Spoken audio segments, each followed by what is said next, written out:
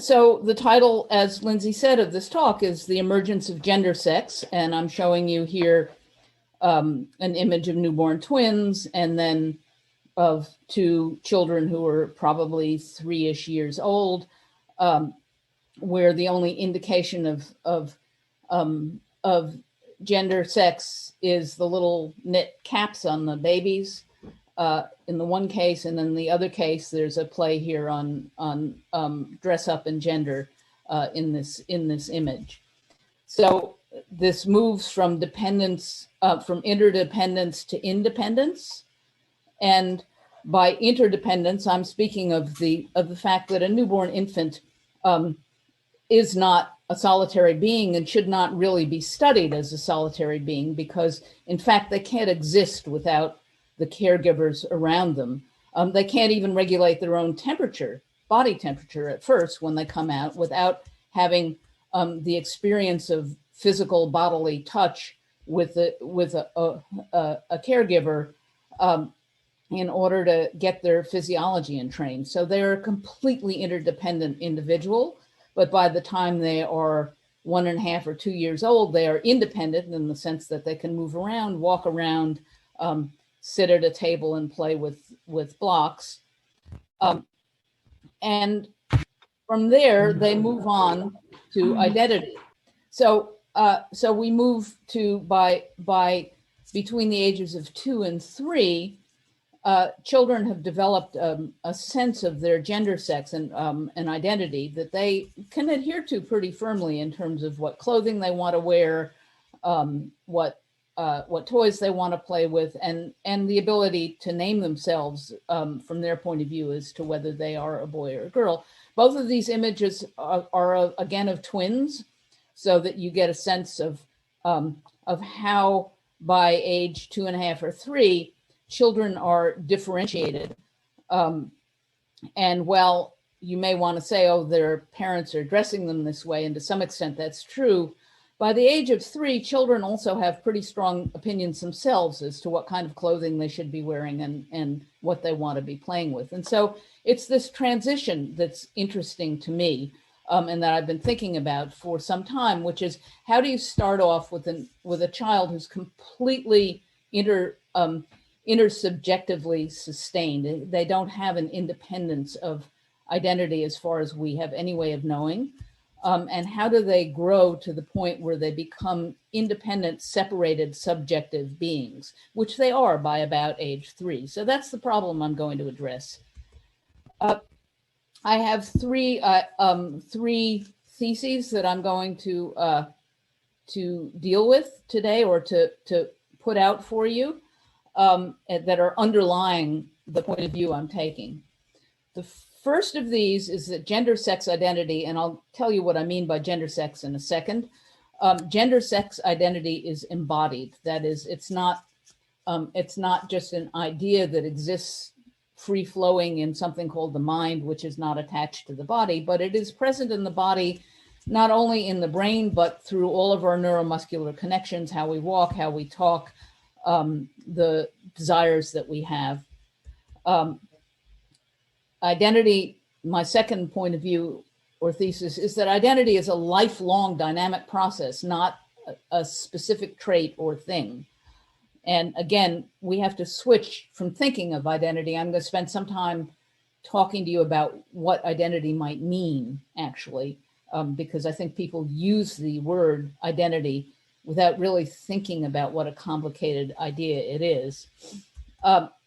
And then my third is that the embodiment of gender sex begins at birth or earlier, so that to study it in an adolescent, well, that's an important thing to do. You're not getting at where it came from, or to study it in a 10-year-old or an 8-year-old.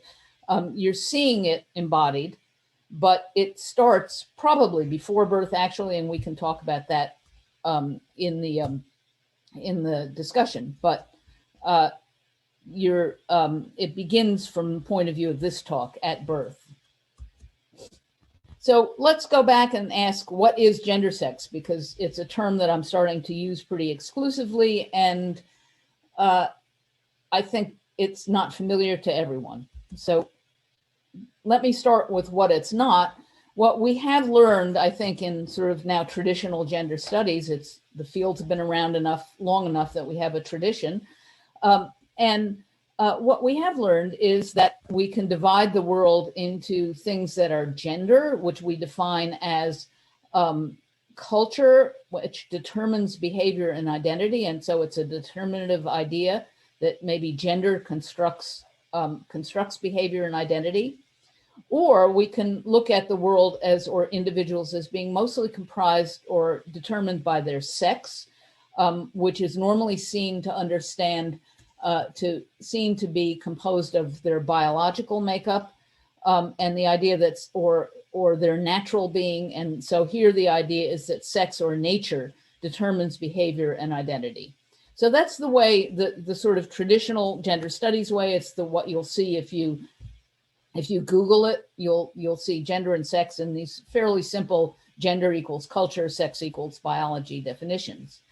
Well, for a number of reasons, I and other people have become pretty unhappy with that, because it leaves out the fact that actually our bodies are continuously developing. And as we have physical experiences and emotional experiences in the world, our bodies change in response to it. So that there is not, for the most part, a body that is free of culture, and nor is there a culture free of body. So we have, instead of these barely overlapping Venn diagrams, we have a diagram in which most of who we are is overlap between sex and gender, and therefore gender sex.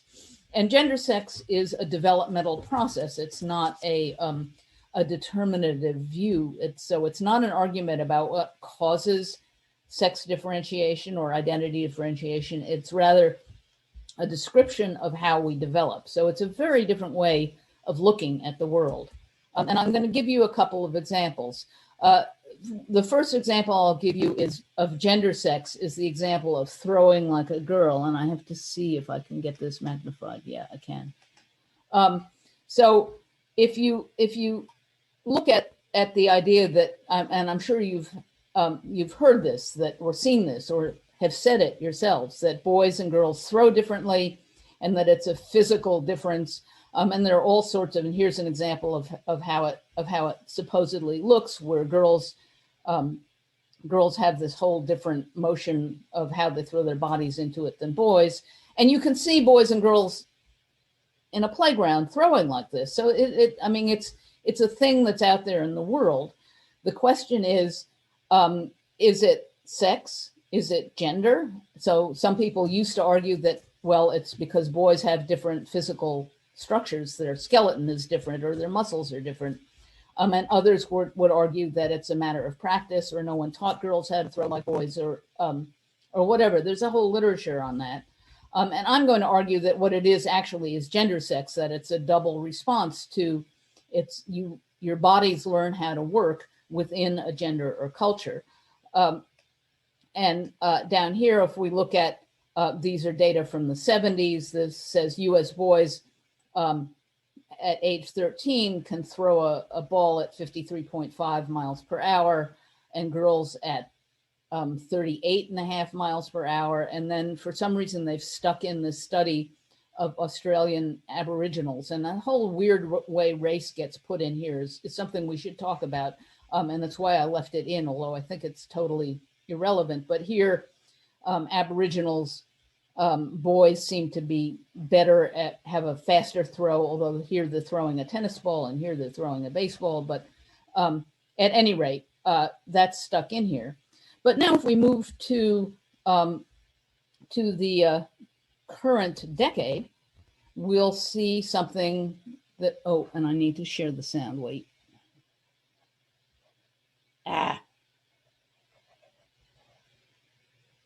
Okay, help me out here. How am I going to share the sound? If you start a new sharing. You are screen sharing. Oh, new share. Mm-hmm. And then like share computer sound. Share sound. Okay. Okay, let's see if that works. Let's hear. So this is. In the world of sport, a new star emerged this week. 16-year-old ace, Monet Davis, is officially the first girl to pitch a shutout in the 68-year history of the Little League World Series. And the strikes keep coming. And coming. I love this girl. So notice that Monet's top recorded pitch speed is 71 miles an hour. It's way above any of the average speeds that were shown on that image that was devised in the 70s or 80s. So something has happened culturally that has enabled this girl or young woman, this 13-year-old female person, to throw and pitch at very high speeds, and much to the amazement of everybody. So this is, and again, she's got it in her body. You can watch her. But gender sex looks very different in the body of a girl raised up to do sports in 2015 compared to a girl not given access to sports in 1970. So this is an example of gender sex. One other example, because people often ask, well, hormones, that's pure biology. And the answer is no, it's not.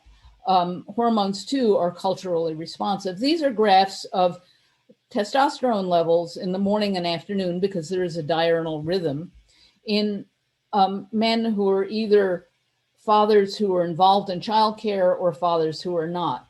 And if you look down here at the no care, I can magnify it again. So at the no care or 0 to 1 hours of care or 1 to 3 hours of care, what you'll see is that the testosterone levels are highest in fathers who are not at all involved in infant care, but that those who become involved in infant care and have a decrease in testosterone levels, basal testosterone levels, and only an hour of care per day matters, but a few more hours than that lowers it down to even more. So something like testosterone, which you think of as a hormone that that is involved in building masculinity or building femininity, and you think of hormones are like pure biology. How could gender be part, or how could they be gender sex? How could culture affect them? The fact is, culture affects them in all sorts of other ways. But this is just a quick example. So when I talk about gender sex, I'm talking about aspects of our being that are built together out of our physiology and the culture in which our physiology is expressing itself.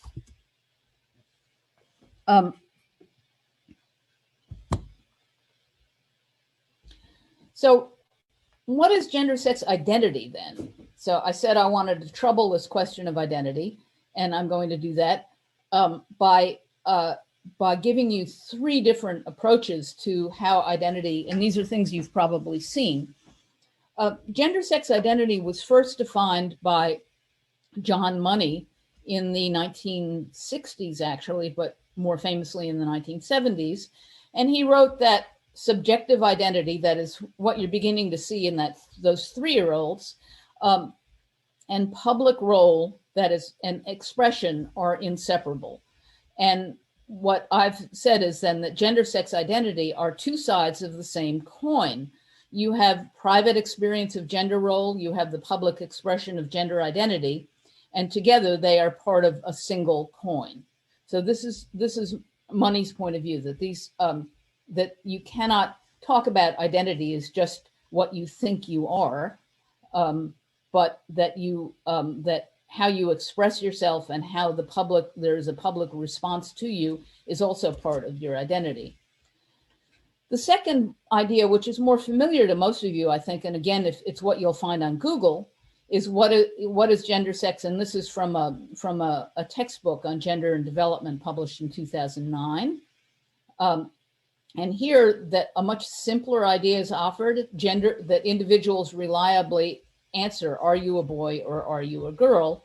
And in this textbook, they separate that answer, that supposedly reliable answer. And you may want to ask, what makes it reliable?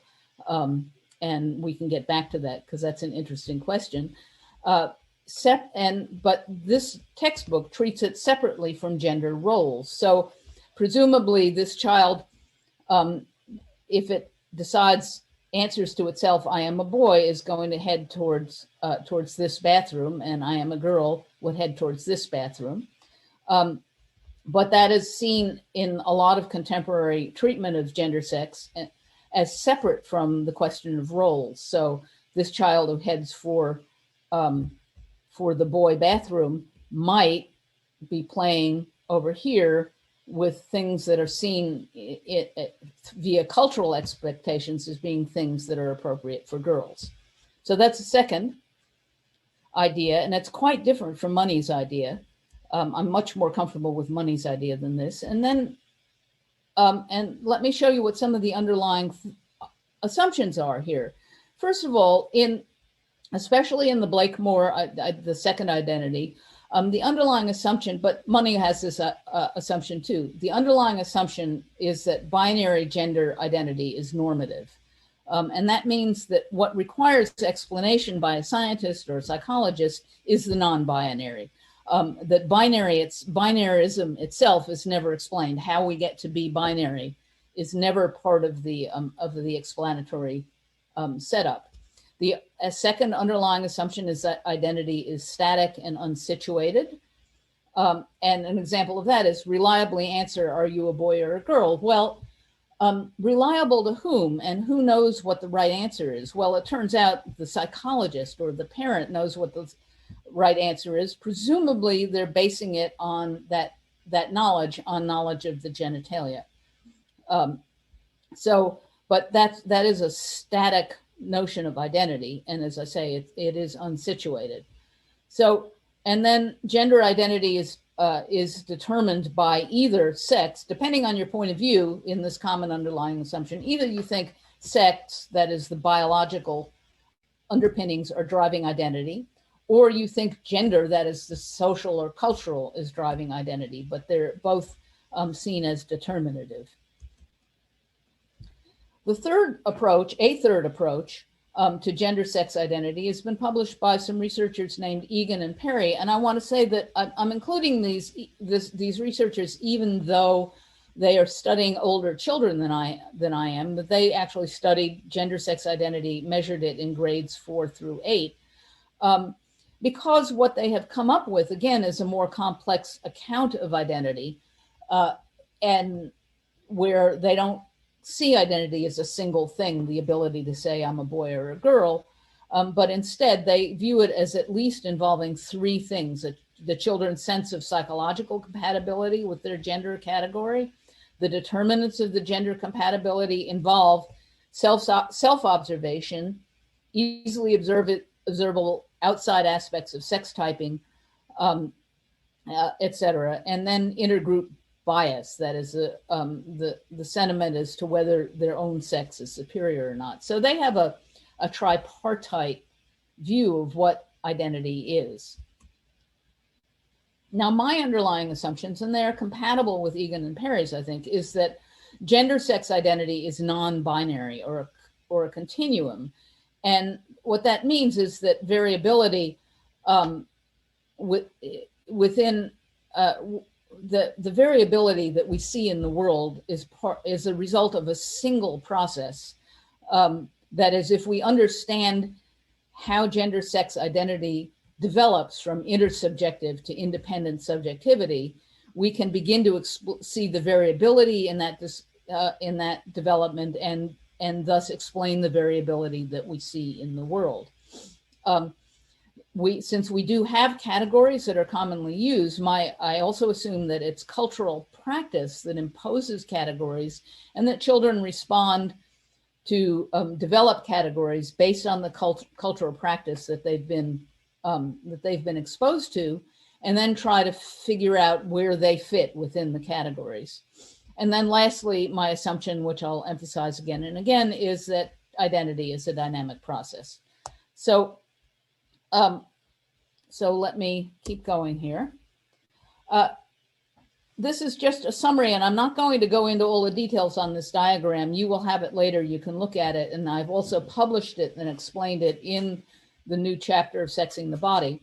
But the main point I want to make is that what we're dealing with is trying to explain is the relationship between the intersubjectivity, that is, and primarily the infant in the world and how it experiences the world and how it has to be experiencing the world through the interaction with its primary caregivers and others as well, and how that interacts with and produces subjectivity, an individual, a young child's sense of identity, a firm opinion usually by age 3 as to whether they think of themselves as a boy or a girl, and what are the constant feedbacks between these. So you see the world in this half of the oval and the individual in this half, and you see an arrow going from here to here and back down to here and back to here, so that this is a constant maintenance. And what is involved in the maintenance differs at different points of development. So we know a fair amount actually about the developmental sequence or timing of aspects of gender sex from infancy to age 3. And I want to just put this out for you because this is an answer to the when question. And without all the work that's gone into this by a large number of researchers, we wouldn't be able to proceed to ask the how question. And this is important to know. And let me again, so I've divided this up into sort of 3 continuous periods, overlapping periods, that the first of which is pre-symbolic, which runs from 0 to 14 months. And if we ask ourselves what's going on in this period, we see that there's a lot happening. There's a tremendous amount of neural development going on in this pre-symbolic period. So the synapses are being formed and pruned. The nerves are becoming myelinated. There's all sorts of development going on. We also see that in this pre-symbolic period, infants develop the ability to recognize gender, sex in their world. They can tell male from female faces. They can tell male from female voices by about 6 months. They have there are different patterns of face-to-face communication between mother-son and mother-daughter dyads, etc. If we move on to what I'm calling a period of phase transition to symbolism, this is a fairly rapid thing in terms of development, but between about 15 and 18 months, one of the interesting things that happens is that there's almost no published data of significant differences going on. And my view is that, or my hypothesis is that this is because behavior in this period is chaotic and so variable that you can't get traditional statistics to give you significant differences. And again, if we look here, what you see is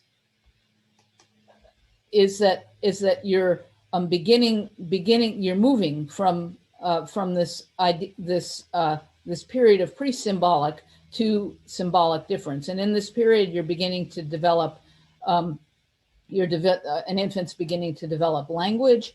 They're beginning to develop by the end of this period. By about 17 months, they have some metaphoric gender associations. Towards the end of even further along, they can do some gender labeling of self. Towards 18 months, they show some knowledge of gender stereotypes. And then if you proceed to this last period of 18 to 36 months, you have a stabilization and a sort of setting in of symbolic gender sex. And it's in this period that you see that children will become adamant about whether they're a boy or a girl, and then have a whole set of opinions about what's appropriate for them to wear, what kind of toys they want to play with, it's what kinds of friends they want to have. So that's the sequence. And I am right now kind of focused on I'm trying to think about what happens in this transition, but I want to take us back first to this pre-symbolic period of 0 to 14 months. So what is happening in here that sets the stage for this transition from intersubjective to subjectivity? So this timing raises unanswered questions. We know a lot, especially about 18 to 36 months. That's the time that's been studied the most. But earlier, between 0 to 12 months, we don't know much at all about how these multi-level, from the nervous system and neuromuscular behaviors to knowledge about gender in their world, how are these integrated? And we don't even really know what are the important events in this period that are relevant to the emergence later of gender sex identity.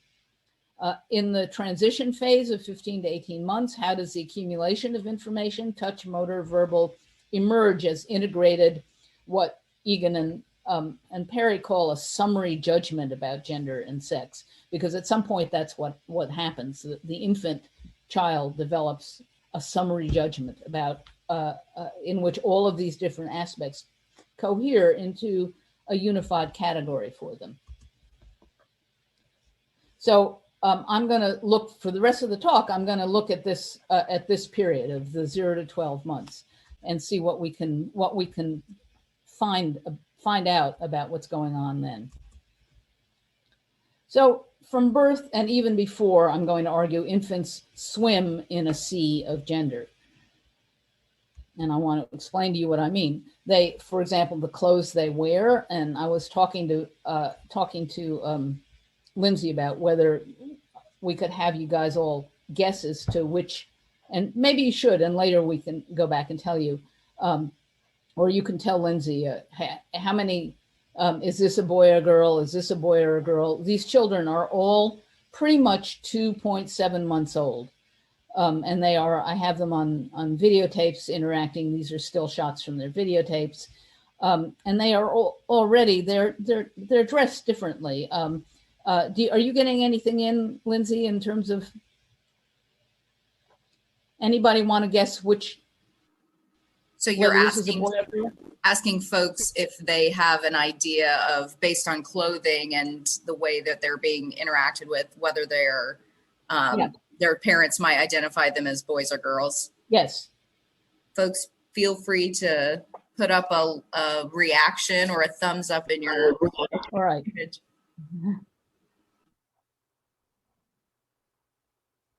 Well, why don't you accumulate them and we'll see what, but from really, once they're out of the 1 month old period, you begin to see different kinds of clothing. They all have the same functionality, often as of onesies that snap at the bottom, so the diapers can change, but there's quite a wide range of different ways of dressing children. So they differ also in the movement they experience. This is just a very brief clip. The audio on the tape is not very good, but I've given you the transcript of what's happening.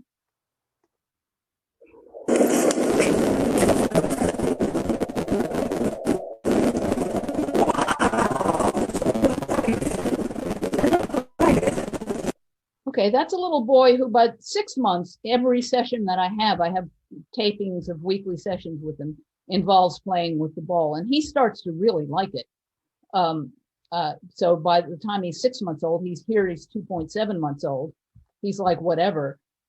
He doesn't have any motor control, and the kicking of the ball was the father essentially training him.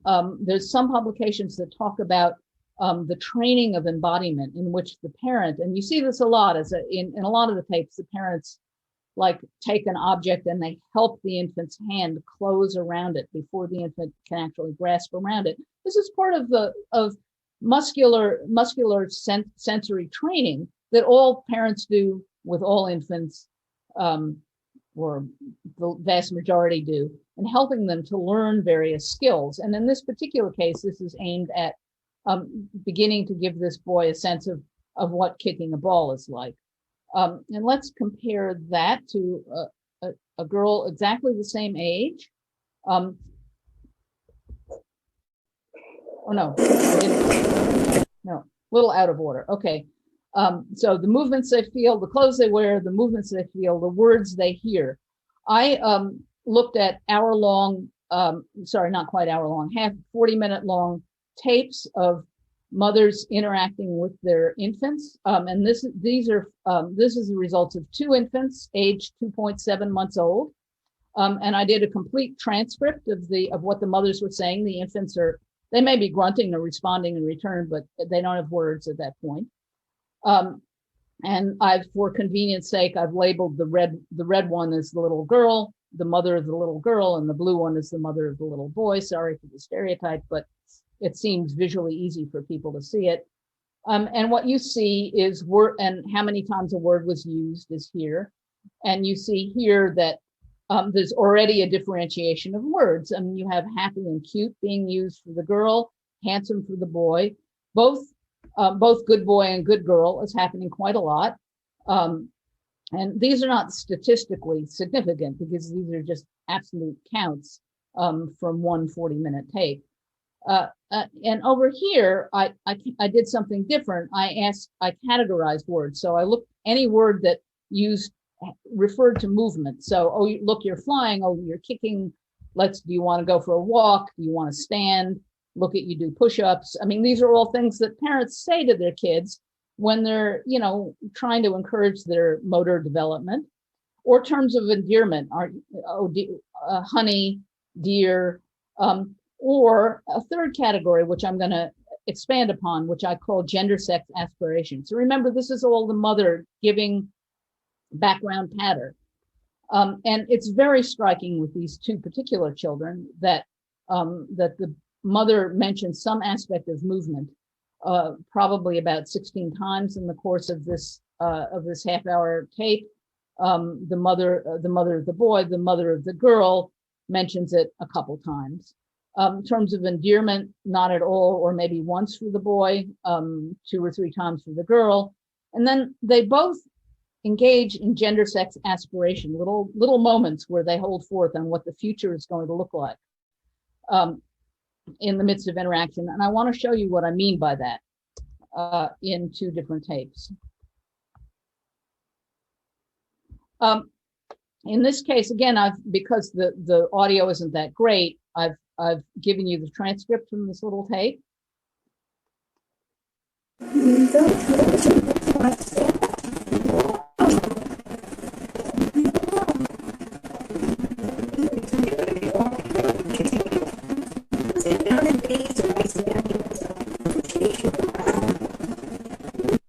So here, that's the aspiration. Pretty soon you're going to be walking and I'm going to be chasing you, and then we'll have fond memories of when I used to be able to chase you around. So that's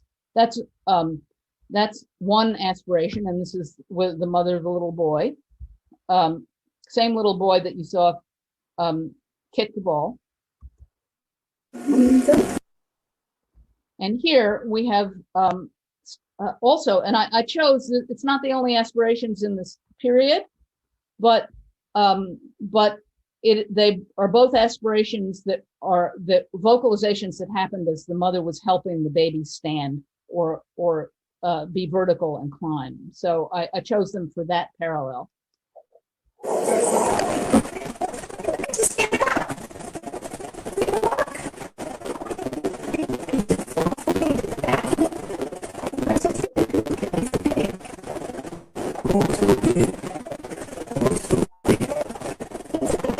So here, and it's just, it's not a prescription for the baby's future in that sense. It's sort of random chatter from the mother. That's how I understand these. But the random chatter, that sea of gender that the child is already in, is already its gendered chatter. So for this mother, the thing that comes spontaneously to mind as a cute thing to say is, "You could do the floor for me. You could do the vacuum," and that's why you should get so big. So I'm tracking, as in the research that I'm doing, I'm looking at more than just these 2 families, but I'm looking at them weekly, and I am tracking these spontaneous aspirations, and as they come through in the transcript, and they come through in a context in which the baby is practicing standing, or the mother is helping the baby to stand or move. These, and there are others that come through in different kinds of play. Okay, so let's try and put it all together. we have the nervous system and brain plasticity. We have touch, movement, words, peers, clothing. These are things I've mentioned. And then toys, a sense of self. How does gender sex as an identity come together from all of these things? I don't have a cool, clear answer for you, but I will have some metaphors for you. And so here I am going to refer to some literary theory, and it's an idea known as Chekhovs gun. And if you say in the first chapter that, or in the first scene of a play or the first act of a play, that there's a rifle hanging on the wall, and since I've just switched metaphors on you, so that rifle hanging on the wall in my mind is the same as the water the baby is swimming in the sea of gender metaphor, just so you can follow that. Then in the second or third chapter or act, it absolutely must go off. That's a literary idea of Chekhov's gun, and because Chekhov, as you will see, had in one of his plays a rifle hanging on the wall. This is a picture of a set from one of Chekhov's plays, and there is that rifle hanging on the wall. So if we think of 0 to 15 months, this period I've just been talking about is the period in which the rifle is just hanging on the wall. The baby is swimming in the sea of gender. You can think of this, the Russian formalists who were literary theorists would talk about this as the period of familiarization. You see something and it's just totally familiar. It's so familiar you don't even notice it. The gun is on the wall. It's the fabric of the scene.